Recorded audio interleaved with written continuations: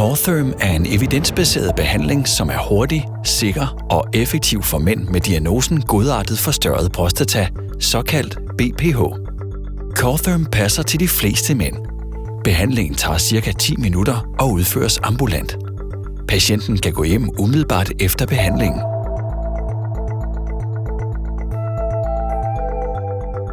Ved godartet forstørret prostata vokser prostatakirtlen og trykker urinrøret sammen.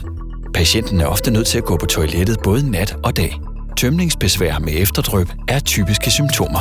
Formålet med Cortherm-behandlingen er at gøre prostatakirtlen mindre og dermed gøre det nemmere at tisse normalt og få en god nats søvn.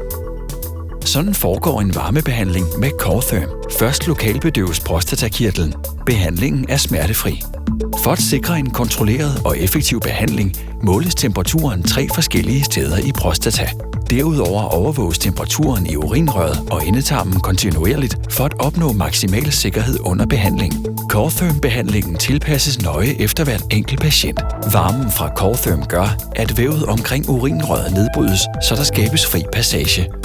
Under behandlingen kan patienten fornemme en vis varme og opleve en forbipasserende tissetrang. Behandlingen tager 8-15 minutter, og patienten kan gå hjem umiddelbart derefter. På grund af svulmen efter behandlingen skal der efterfølgende anvendes kateter i en uges tid. Effekten kommer lidt efter lidt. Den fulde effekt opnås efter nogle måneder. Cortherm er en hurtig, sikker og effektiv behandling til mænd med diagnosen godartet forstørret prostata og tømningsbesvær.